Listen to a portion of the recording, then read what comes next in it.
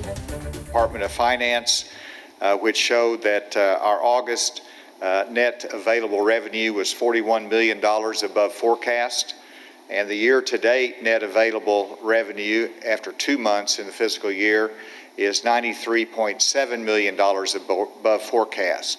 This simply means that as you look across the board from the individual income tax collections to the sales tax collections, people are having confidence in going back to work. People are having confidence in doing consumer purchasing. And so even though we thought July and August might be some tough months, these are very encouraging numbers for us. And I wanted to report that good news to everybody today.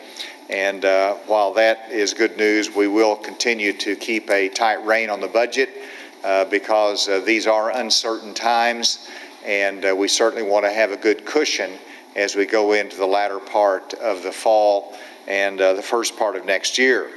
Secondly, I wanted to comment today on the Center for Disease Control and issuing a moratorium on evictions based upon the non-payment of rent for COVID reasons. And this is a very broad-based order trying to decrease homelessness or being homed in congregate settings in which COVID-19 has a greater opportunity to spread. And so this order will be official on September 4, 2020, when it's published in the Federal Register. And it requires tenants who want to take advantage of this moratorium to present an affidavit saying that for COVID reasons, their income is not sufficient to pay rent.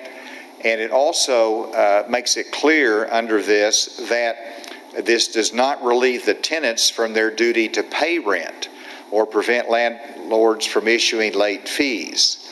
And so that's important to note, and I encourage tenants out there, if you have challenges because of lost income on making rent payments, that you go to the Department of Human Services that has issued, that you go to your local community action agency or your nonprofit groups in your community because they have some funds for rental assistance. In fact, $4.8 million has been issued by the Department of Human Services to nonprofits and community action agencies to provide rental assistance.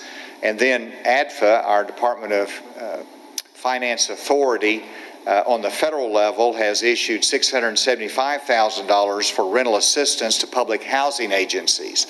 And so rather than get behind in your rent, which is still owed, that just puts problems more for you down the road, utilize these community action agencies, these nonprofits, the assistance that is out there to help you get over a tough time if you're having a lost income because of COVID reasons.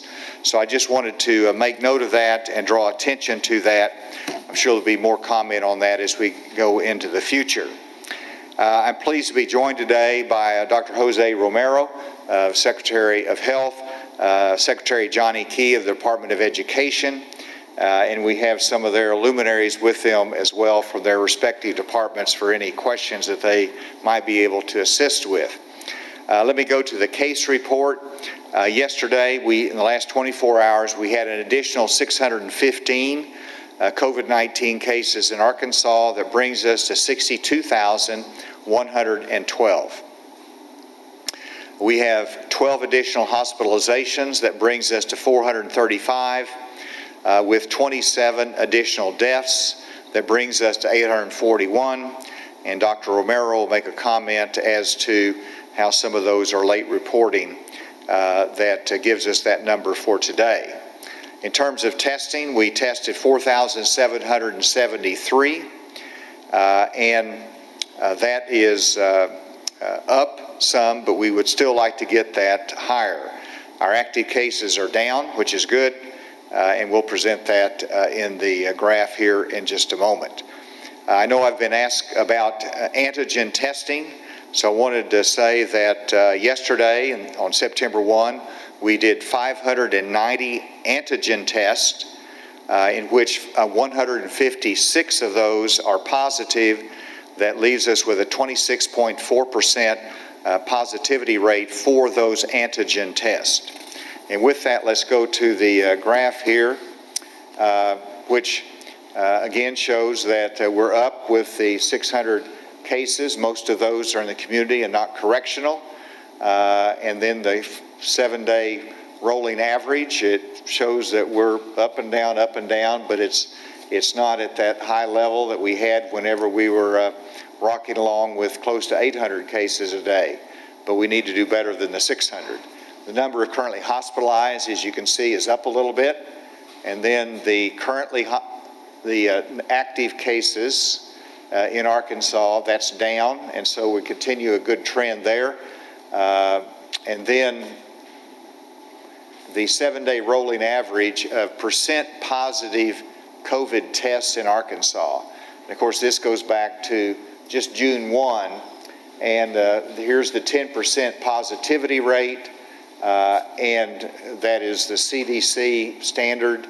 We got up over that in the 7-day rolling average, and then we've gone down, and where we're now under right around the 8%. So that 7-day rolling average is good. It's improvement, but if we have a high percent of positivity, obviously it'll go up. And then the next slide is the same information, but I just wanted to point out that, you know, the most reliable ones would be in the last 3 or 4 days, which shows that about an 8% level of positivity, and the others will be backfilled as those test results come in, so they will go up.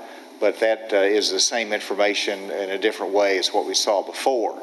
And this shows you the testing numbers that we had, and these are PCR tests that are included here. And again, we had well over 4,000, but you can see the commercial lab did not produce at the level we want it to, and I don't know why that goes up and down so much, but we hope that that will be stronger as the month goes on. And this is just to give you a flavor of, this is the 14-day, not 7 days, but 14-day moving average of percent positivity by county. And so this goes back to August 18th to September 1.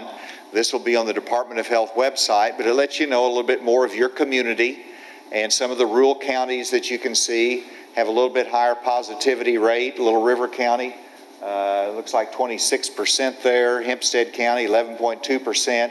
These are smaller numbers, and so it can fluctuate a little bit more. Benton County is at 6.5%. Washington County, 6.2%. Crawford, 7.3%. Pulaski, 6.7%. Those are all better numbers, but you know, we've got to keep an eye on those, and it gives you an idea. You go up to northeast Arkansas to Craighead County. You've got a 10.4% work to be done there. Down in South Arkansas, El Dorado, 13.2%. So these are ones that we want to watch and do better in. And I think that concludes those. Let me come back to the antigen tests that I mentioned. I gave you the information as to how many antigen tests that we did over the last 24 hours, the percent positive, and how many positive results we had from that.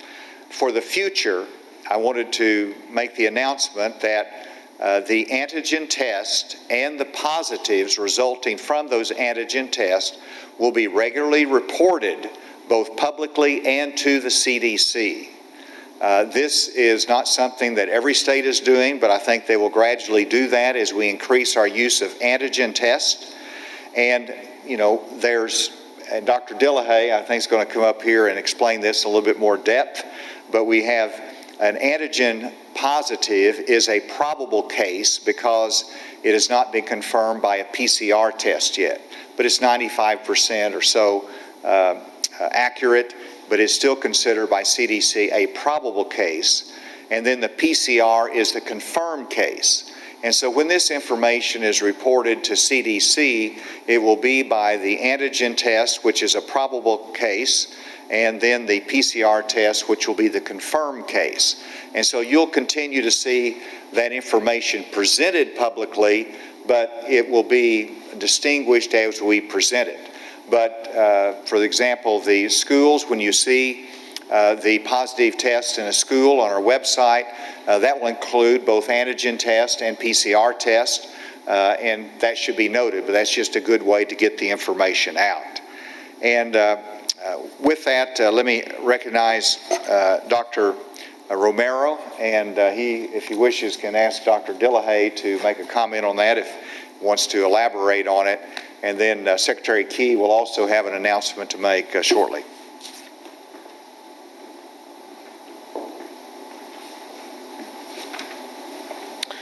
Thank you, Governor. So adding a little bit more to our information about the deaths. As mentioned by the Governor, we added 27 deaths to the total number of 841. 13 of these deaths were delayed reporting, and we would consider delayed reporting more than 3 weeks ago. So we have 1 from May, 4 each from June and July, and then 4 returning from early August. So 13 in the recent weeks. 5 of these cases were from nursing homes, but they were not clustered, and we had no correctional cases of death. Counties reporting more than 20 cases in the last 24 hours.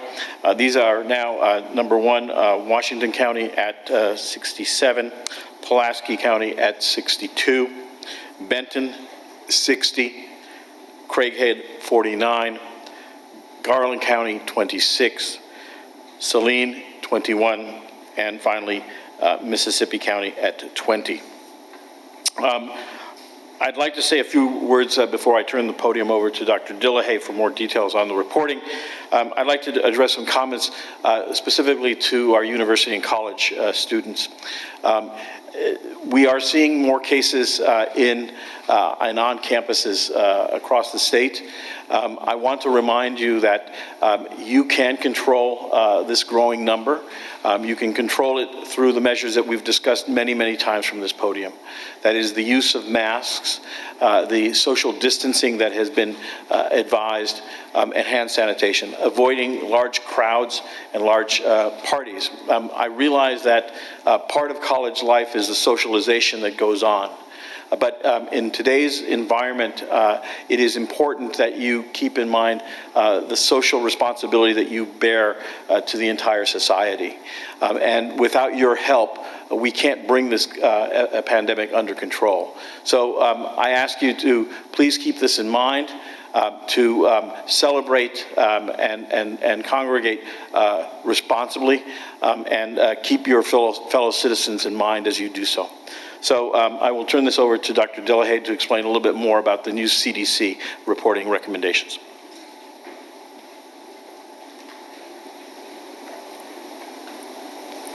Thank you, Governor. Thank you, Dr. Romero.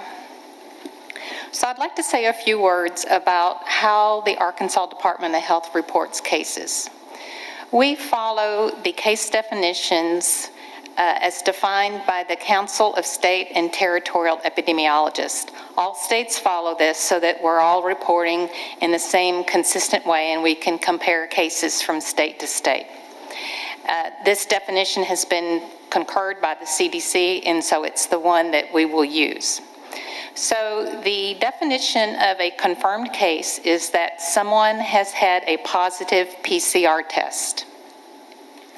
The definition of a probable case is that someone has had a positive antigen test, or they may have symptoms and an epidemiological link to a known case without any testing, or COVID-19 can be mentioned on the death certificate without testing. Those 3 situations will result in a probable case.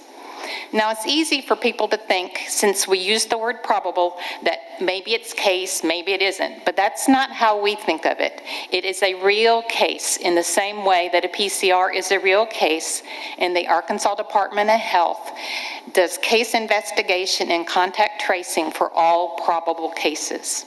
So I want to assure you that we want to be transparent. The case definition for probable cases was recently changed, which enables us now to easily report them. We've put a system into place to track those data, and we'll be putting them on our website so that people can see the probable cases in addition to the confirmed cases, and we will be reporting both categories to the CDC. Thank you. Thank you, Dr. Delahaye, and I'm pleased to announce today that the Department of Education has opted in for a Department of Agriculture waiver so that school students can all be served meals free of cost through the end of the year under that program. And so, Secretary Key, if you can come and explain that in a little bit more detail.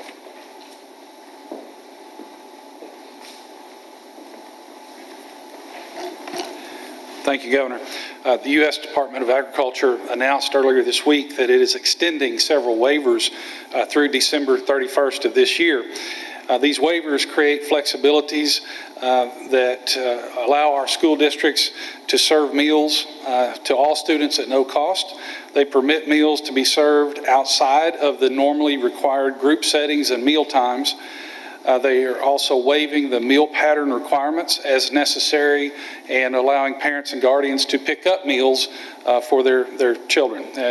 Those are important for both the on-site students as well as those students who have opted for virtual instruction. These flexibilities ensure meal options for all children that under all circumstances and balance program integrity along with meal accessibility.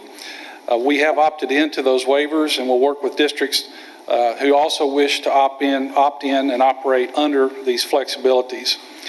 Opting in will allow districts to claim all students at the free meal rate for meals that qualify for federal reimbursement.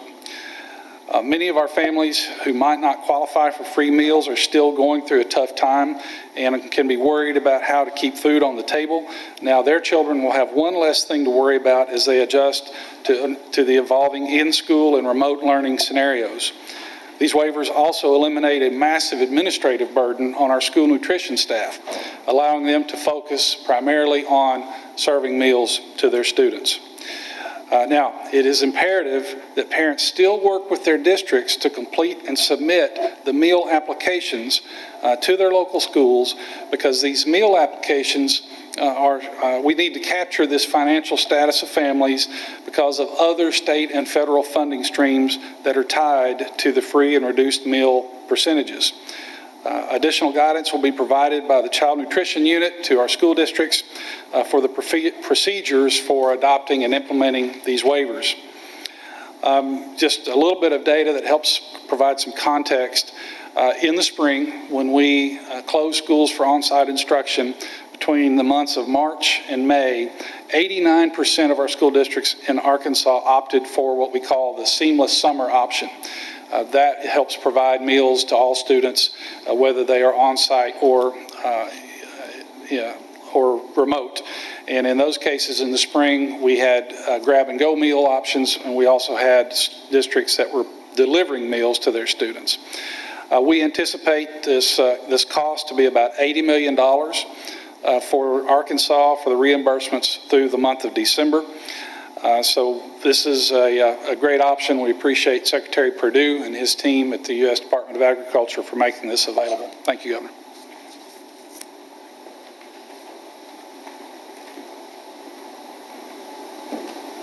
Thank you, Johnny. With that, we'll take any questions. With the antigen testing, do you have any information about where those are coming from, or how those are, the people getting tested for that are different than people who get PCR tests? Well, of course, there's a number of sites around the state that you can get an antigen test Many of those are in medical clinics. But I know that through conversations that many of these antigen tests a large number of them are coming from Washington County. Those around the University of Arkansas are both getting PCR tests, but some of them are getting the antigen test in significant numbers. So I know that's a significant portion of those anyway. Did I answer your question? Yeah. Do you know how many antigen tests cumulatively we have that have been positive? Cumulative, I'll ask if anybody. Yeah.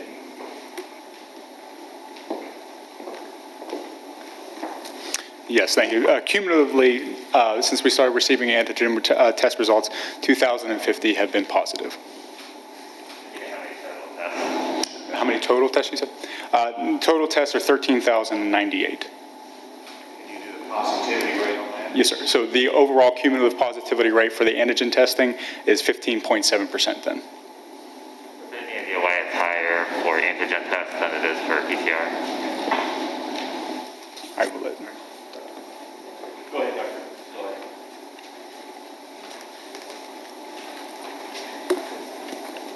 So the antigen tests are what we call point-of-care tests. So you go to the clinic or the local health unit or the pharmacy that's doing them, and you can get your results right then. It takes 15 to 30 minutes to get the result. But these tests are designed to test people who are symptomatic. So it would be expected if a person is symptomatic that they would be more likely to actually have COVID than a PCR test, which can test people who are not symptomatic. So we would expect the positivity rate for the antigen tests to be higher because they're designed to test people who already have symptoms and therefore more likely to actually have COVID-19. Is there any overlap between the antigen probable cases and the confirmed cases? Like, are any of those the same people? Yes. So in the beginning, when the antigen tests first came out, many people had confirmatory PCR tests done. And if those PCR tests were positive, then they would have been classified as a confirmed case. Nowadays, we have enough experience with the antigen tests to know that the positive result is reliable, so a confirmatory test for a positive result is not necessary. However, we know that if a person has symptoms and their antigen test is negative, then it could be a false negative. So a confirmatory PCR test for a negative antigen test is needed, and they would need to have a PCR test to confirm that it's negative or not. There is some duplication of those two sets of numbers in terms of...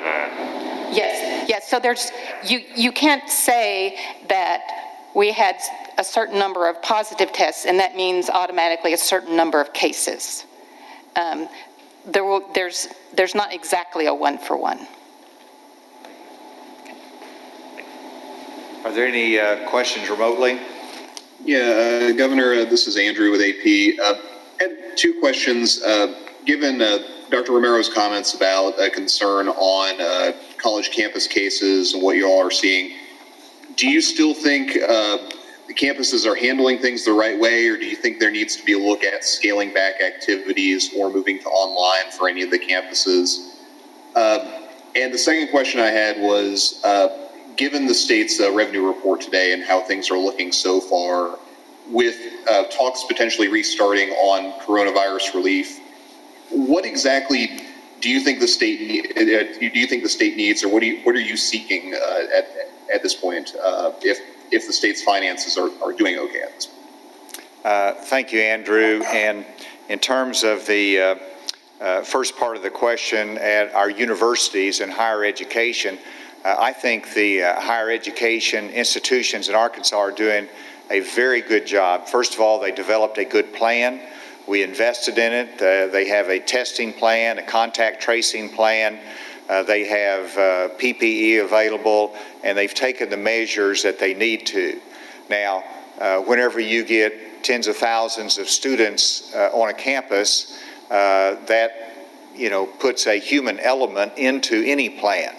And so it's about execution, not necessarily of the faculty and staff and administration, but it's how the students execute the plan as well. And for example, the University of Arkansas has, I believe, 24,000 students on campus or associated going to school on that campus. 75% of those live off campus. And so while everything might be going perfectly on the campus, all the protocols, and I believe they are, what happens with the students whenever they go off campus or go to their place of abode or go out for dinner. And so that's why Dr. Romero is really urging and calling upon the students really to understand what's at risk here and to take extra precautions both this week, but even as we go into the holiday. But I think they absolutely have a good plan. And whenever the response, I mean, we've had some cases both at UAPB, we've had some positives there at the University of Arkansas at Fayetteville, and we're immediately doing increased mass testing. We're going to have over the next couple of days a large number of tests that will be coming in, well over 1,000 from students across the state. So that enables us to hopefully get ahead of the curve and to be able to stall any upstart in a virus on campus. The second part of your question on the next round of CARES Act funding and Congress reaching an agreement, first of all, they need to reach an agreement. There's things that they agree upon. This needs to be done from a state perspective. The first thing that we need is greater flexibility in spending the existing CARES Act money that we have as a state, and to extend the deadline for spending that money. That will allow us to invest more in high-speed broadband in our rural communities. It will allow us to make sure we have enough money set aside for vaccine distribution, but we need that flexibility and that delay in terms of this extending the time period for spending that money. Secondly, we'd like to have an extension of the increased FMAP, that is their matching rate for Medicaid, that is at a higher rate right now because of COVID-19, and they have some restrictions on us that we cannot roll people off of the rolls, and so the Medicaid rolls get a little bit larger. We need a little bit more flexibility, but we need an extension of that higher level of federal matching on our Medicaid funds. Those are just two priorities. I'm sure there's others, but that's, to me, the two easiest things and most important things that they can do at the present time. The third thing I will mention is that I do believe that they need to look at additional funding for education, that there's higher level of expenses with doing virtual as well as doing in classroom instruction, and that's going to be some costs down the road that I would hope that there would be some additional funding on. Is there a next question? Hey, Governor, it's Kendall with 4029 News. I have two questions for you. So, according to the White House Coronavirus Task Force obtained by ABC News, a new report today shows that Arkansas is in a red zone area and ranks 11th in the country for the highest number of new COVID cases. And the CDC is recommending that Arkansas close down bars. Would you consider this? We'd also like your reaction regarding the removal of the Bentonville Confederate statue that was removed today on the Bentonville Square as well.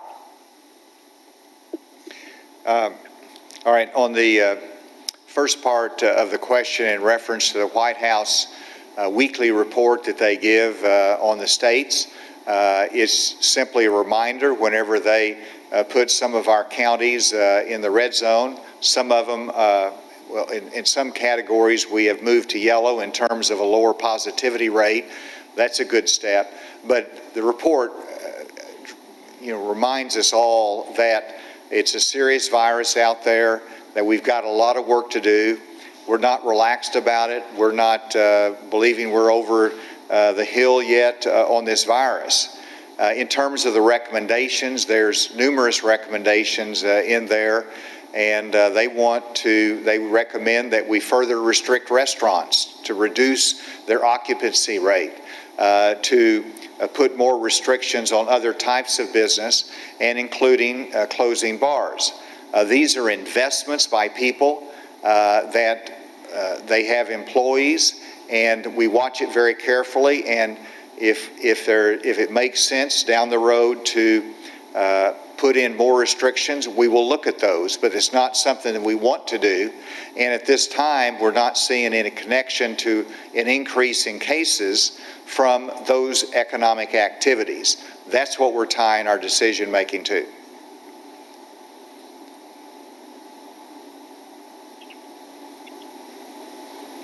Any other questions? Based on what we've seen in other states, is at the U of A, is the problem the fraternities and the sororities? Is it people living off campus in apartments? Well, I think we're still digging into where the challenge is, but certainly where you look nationally, the social atmosphere that's present in fraternities and sororities indicate they have to take extra serious precautions in order to avoid the spread of the virus in that setting. And obviously social activities is a big part of life on a college campuses, and so this is a curve for those students, but it's a better curve than the curve of not having an academic year or not having in classroom instruction and the normal activities associated with it. So Dr. Romero, I know, did you have anything you wanted to add to that? No, I think you're exactly right. Okay. So I think in the next couple of days we will have more information, and I would expect the universities, whatever university might be impacted by this, to share additional information from their standpoint as well. Is a possibility the state could close some fraternities? Listen, when you're dealing with a pandemic, anything's a possibility, but those items are really left to the individual institutions.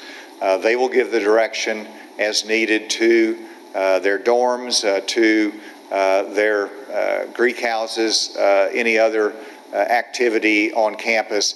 That's their responsibility.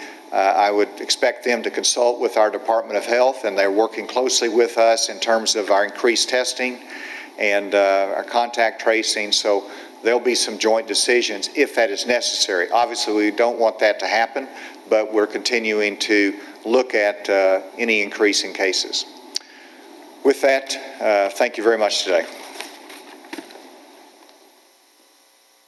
Well, good afternoon. I'm Dawn Scott. That is the governor's daily coronavirus press briefing. Governor Asa Hutchinson reporting that there have been additional 615 new cases of COVID-19 in the state of Arkansas.